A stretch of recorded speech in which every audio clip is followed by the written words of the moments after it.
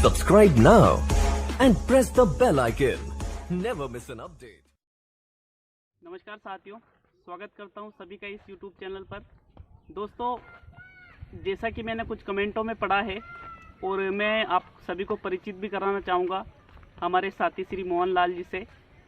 दोस्तों, इस वीडियो में बात करने वाले हैं SST जो सेकंड लेवल है रीट के लिए आपको कौन सी किताबों से पढ़ना चाहिए, किस प्रकार आपको अपना मैटर तैयार करना है। बिल्कुल आपके सभी सवालों का जवाब इस वीडियो में आपको मिलने वाला है।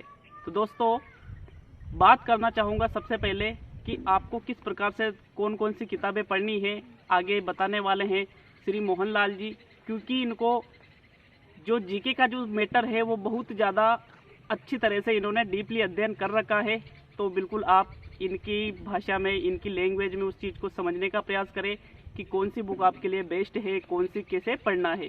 श्री मोहन लाल जी। देखिए दोस्तों, जहाँ तक रीट लेवल 2 SST की बात है, तो चूँकि रीट जो है इसमें विषय बहुत ज़्यादा होते हैं। विषय के अलावा जो सामाजिक SST है, इसके अलावा आपको साइकोलॉजी भी पढ़नी पड़ती है, लैंग्वेज भी पढ़नी पड़ती है और शिक्षा शास्त्र भी पढ़ना पड़ता है। तो सबसे पहले तो मैं ये बताना चाहूँगा आपको कि आप इसके लिए जो है कोई अलग से पर्सनल जो पुस्तकें हैं उनको पढ़ने की ज़रूरत नहीं करें, क्योंकि वो जो किताबें होती हैं उनमें डीप मैटर होता है और वो जो है वो बड़े कॉम्पिटिशन्स के लिए हैं। आपको इसके लिए SST के लिए विशेष रूप से कोई 1 या 2 ऑथेंटिक गाइड रखिए, उनको अच्छी तरीके से अध्ययन करिए। दूसरी बात ये है कि यदि आपने किसी भी कोचिंग में ऑफलाइन कोचिंग ज्वाइन की हो और उसके नोट्स हो तो उनको बार बार पढ़िए, ताकि वो चीज़ें आपको बिल्कुल क्लियर हो जाए। और सबसे महत्वपूर्ण बात ये है कि आपको ज़्यादा से ज़्यादा ऑब्जेक्टिव क्वेश्चंस का सोल्व करना चाहिए, ताकि आपने जो पढ़ा उसका मूल्यांकन हो जाए और आपको ये भी पता लग जाए कि परीक्षा में जो है क्वेश्चन किस प्रकार के बन रहे हैं, पिछली जो परीक्षाएं आयोजित की गई हैं रीट की, उसमें किस तरीके के प्रश्न आए हैं। ये सारी चीज़ें आपको नॉलेज होनी चाहिए। और दोस्तों, एक बात आपको मैं बताना चाहूँगा, सबसे महत्वपूर्ण बात यह है कि आप जो है ज़्यादा लोगों से सलाह मशवरा नहीं करें। यदि आपने किसी दूसरे गुरुजन से या साथी से किसी से भी राय ले रखी है और उन्होंने कोई पुस्तक बता रखी है तो आप उसके अनुसार अध्ययन कर सकते हैं, कोई दिक्कत नहीं है, क्योंकि सभी जो साथी हैं वो अपने अपने हिसाब से गाइड करते हैं, जो उन्होंने पढ़ा है, जो उन्होंने अनुभव किया है।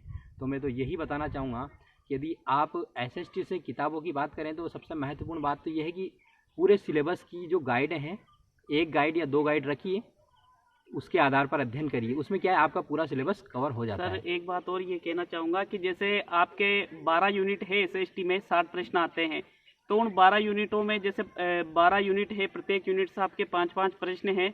उसमें से जैसे 10 प्रश्न आपके टीचिंग से संबंधित रहेंगे, 50 प्रश्न आपके जीके से संबंधित रहेंगे।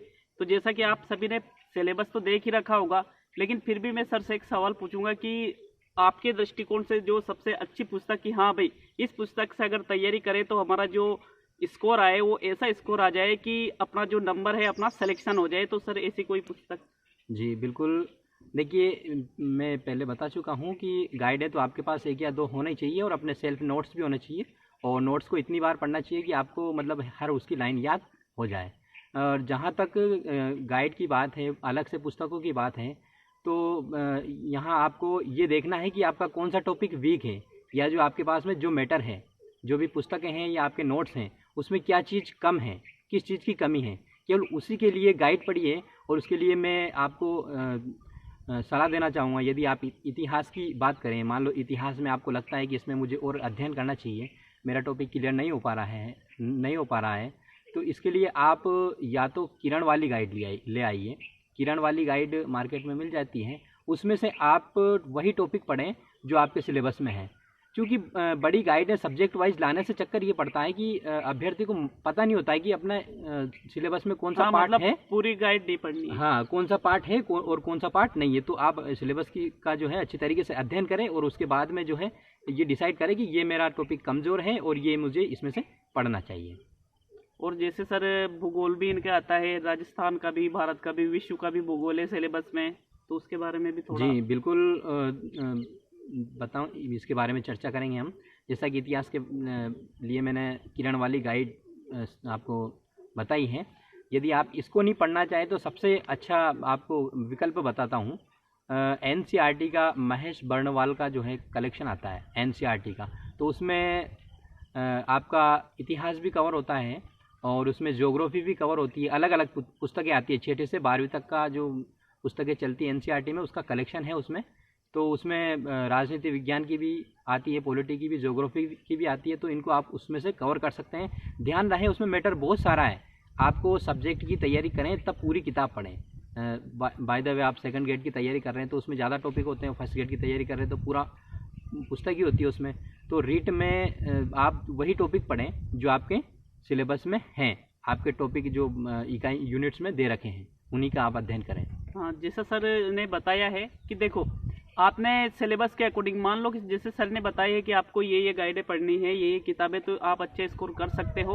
उन किताबों में भी आपको सिर्फ वही चीज़ें पढ़नी है जो आपके सिलेबस में, अकॉर्डिंग टू सिलेबस ही आपको रीडिंग करना है। देखिए, अगर सिलेबस आपके पास रहेगा, आप बिल्कुल सामने रखिए, अलग से कहीं से पढ़ते हो, ऐसा नहीं है कि आप बहुत सारी किताबें लाए और सारी पढ़ ली और भले याद तो कुछ हुआ ही नहीं, तो ऐसा बिल्कुल नहीं करना है। जो सिलेक्टेड किताबें हैं उनको ही पढ़े। NCERT की सर ने बताई है, NCERT की पुस्तकों का कि भाई आपको कहाँ पे संकलन मिलेगा वहाँ पे पढ़े। और साथ में मेरा एक सुझाव है कि जैसे आप कोई सा भी एक टॉपिक पढ़ते हो, मैं ये चाहे किसी भी चीज़ की तैयारी कर रहे हो, उसके तुरंत बाद आपके जो ऑब्जेक्टिव प्रश्न बनते हैं उस टॉपिक से संबंधित, तो उन ऑब्जेक्टिव प्रश्नों को जरूर पढ़े। और बिल्कुल मैं एक चीज़ कहना चाहूँगा कि यहाँ पर इस चैनल पर सर द्वारा रेगुलर बिल्कुल आपको टॉपिक वाइज टेस्ट उपलब्ध कराए जाएंगे। रेगुलर बिल्कुल टॉपिक वाइज, जो आपके टॉपिक है उसी हिसाब से। और आप यकीन मानो, आप रेगुलर अगर क्लास ले लेते हो टेस्टों की, तो आपको प्रत्येक विकल्प का वहां पर समझाया जाएगा, विश्लेषण किया जाएगा कि आपको प्रत्येक विकल्प का मतलब कि भाई ये राइट क्यों है, इसी को क्यों राइट माना जाएगा, और बाकी के जो अन्य 3 विकल्प है वो किस आधार पर गलत है। तो आप बिल्कुल यहाँ पर अगर रेगुलर टेस्ट करते हो तो मेरा ये मानना है कि आप बहुत अच्छा एक स्कोर कर सकते हो अगर रेगुलरली करते हो। और बीच बीच में छोड़ देते हो तो वो तो देखो सबके अपना अपना ये होता है, लेकिन आप रेगुलर रहते हो तो बिल्कुल आप एक अच्छे स्कोर कर सकते हो। और सर जो प्रश्न बनाते हैं, मुझे जहाँ तक अनुभव है, ये 2012 से ही गवर्नमेंट टीचर है, मैं तो अभी लगा हूँ, मुझसे तो सर बहुत आगे है। इन्होंने RS मेंस में, RS प्री में, नेट वगैरह सब कुछ कर रखी है। तो बिल्कुल साथियों, इनके सुझाव को जरूर माने। और सर से ये लास्ट बात पूछना चाहूँगा कि सर जैसे होता क्या है, बहुत से बच्चे ऐसे होते हैं जो पढ़ते तो हैं लेकिन उनको याद नहीं रहता है, तो एक थोड़ा बहुत सुझाव कि हाँ उनको किस प्रकार से नोट्स बना के पढ़ना चाहिए या ऐसे ही पढ़ते ही रहना चाहिए। देखिए, जिन बच्चों के साथ में ये समस्या है या जिन अभ्यर्थियों के साथ में ये समस्या है, एक्चुअल में ये समस्या लगभग ज़्यादातर के साथ में होती है। तो इसका एक ही तरीका है कि आप चीज़ को समझ के पढ़ें, आपको केवल उसको रीडिंग नहीं करें। यदि आप केवल रीडिंग ही करेंगे तो आप पढ़ के आगे निकल जाओगे। यदि आप आँख में पट्टी बांध करके और सड़क पर चलोगे तो आसपास का दृश्य आप नहीं देख पाओगे। इसलिए आप दिमाग को खोल करके अच्छी तरीके से टॉपिक में घुसिए, उसको समझिए, उस टॉपिक के साथ में ऐसा अनुभव कीजिए कि मैं खुद भी वहाँ हूँ। तो वो टॉपिक क्या है, आपके आत्मसात हो जाएगा। और मैं यकीन के साथ कह सकता हूँ कि फिर आपको उस टॉपिक को कहीं भी दोबारा पढ़ोगे तो ज़्यादा ध्यान देने की ज़रूरत नहीं है, और अपने आप दूसरी जगह पढ़ोगे तो वो चीज़ें आपके उसमें ऐड होती जाएगी। और सबसे लास्ट में मैं एक चीज़ बताना चाहूँगा आपको, किताबों का ज्ञान मुझे बहुत अच्छी तरीके से है, मेरे पास बहुत सारी किताबें हैं। ये मायने नहीं रखता है, मायने ये रखता है कि आपके पास जितनी किताबें हैं उसमें से कौन सी किताब पढ़ी है आपने, और क्या जो पढ़ रहे हैं आप सिलेबस के अनुसार पढ़ रहे हैं। तो इसका विशेष रूप से ध्यान रखें। मुझे किताबों का मतलब, मैं किताबें बहुत सारी आपको बता सकता हूँ, जानबूझकर नहीं बता रहा हूँ, क्योंकि आपके पास ऑलरेडी बहुत सारी पुस्तकें होंगी और मैं बताऊँगा, मैं सजेस्ट करूँगा पुस्तकें, तो आप उनको भी लेकर के आएंगे और अपनी अलमारी में सजाएंगे। इसके अलावा ज़्यादा कुछ होता नहीं है। पढ़ते हैं जो है वो अपने पास 1 या 2 गाइड होती है, उनको ही पढ़ते हैं या फिर अपने सेल्फ के नोट्स पढ़ते हैं। तो आप उन्हीं पर ज़्यादा फोकस कीजिए, अलग से केवल उसी चीज़ को पढ़िए जिसमें आपको मतलब कमज़ोरी महसूस होती है या जो टॉपिक आपका कमज़ोर है। और एक बात और आपको ध्यान रखना है दोस्तों, जो 1 या 2 गाइड होती है, कोई सी भी गाइड हो, 70% क्वेश्चन उसी में से आते हैं, चाहे कोई सी भी गाइड आप उठा करके देख लीजिए, तो 70% तो आपका उसमें से कवर हो जाता है। और दूसरी 2 किताबें पढ़ लेते हो तो आपका 80 से 90% क्लियर हो जाता है। और आप और ज़्यादा प्रैक्टिस करते हो अच्छी तरीके से ऑब्जेक्टिव टाइप क्वेश्चंस की, तो वहाँ आपको ज़्यादा एडवांटेज मिलता है। ऑब्जेक्टिव टाइप क्वेश्चंस का मैक्सिमम प्रैक्टिस करिए। इससे क्या है, आपको जो टॉपिक है वो क्लियर भी होएगा और ये भी पता चलेगा कि किस तरीके के प्रश्न आ रहे हैं। आप 1 या 2 प्रश्न के लिए अलग से गाइड नहीं पढ़ें, क्योंकि परीक्षा में सफल वही अभ्यर्थी होता है जो परंपरागत प्रश्नों को सही कर देता है। ये बात ध्यान रखना, हर परीक्षा में कम से कम 5% प्रश्न ऐसे पूछे जाते हैं जो उस परीक्षा में पहली बार आए हुए होते हैं। बाय द वे वो परीक्षा के बाद में हम देखते हैं कि ये जो क्वेश्चन है इस पुस्तक में से आ गए। तो दोस्तों ऐसा नहीं करें कि उन प्रश्नों को देखकर उस पुस्तक को पढ़ने लग जाएं, ऐसा नहीं है। आप जो परंपरागत टॉपिक से प्रश्न हैं उनको कंप्लीट करें। नए प्रश्न सभी के लिए नए होते हैं, केवल आपके लिए नहीं है। वो प्रश्न जो जिसने ज़्यादा डीप स्टडी करी है, यदि आपने डीप स्टडी कर ली है तो आप उन प्रश्नों को भी यकीनन किसी न किसी तरीके से सही कर जाओगे। ये मेरा अनुभव है। बिल्कुल सर, धन्यवाद। तो सर के कुछ विचार आपके सामने रखे हैं। बिल्कुल आशा है आपको ये वीडियो ज़रूर फ़ायदा पहुंचाएगा। बिल्कुल आप सही तरीके से रेगुलर टेस्ट हल कीजिए। सर के द्वारा टेस्ट बनाए जाते हैं, एक्सप्लेन किए जाते हैं। सभी दोस्तों का बहुत बहुत धन्यवाद जिन्होंने वीडियो को लास्ट तक देखा है। दोस्तों मिलते हैं कल। सभी दोस्तों के लिए, आपके लिए, सभी के लिए बहुत ही अच्छा मैटर यहाँ पे उपलब्ध होने वाला है। सभी दोस्तों का बहुत बहुत धन्यवाद। मिलते हैं अगले वीडियो में।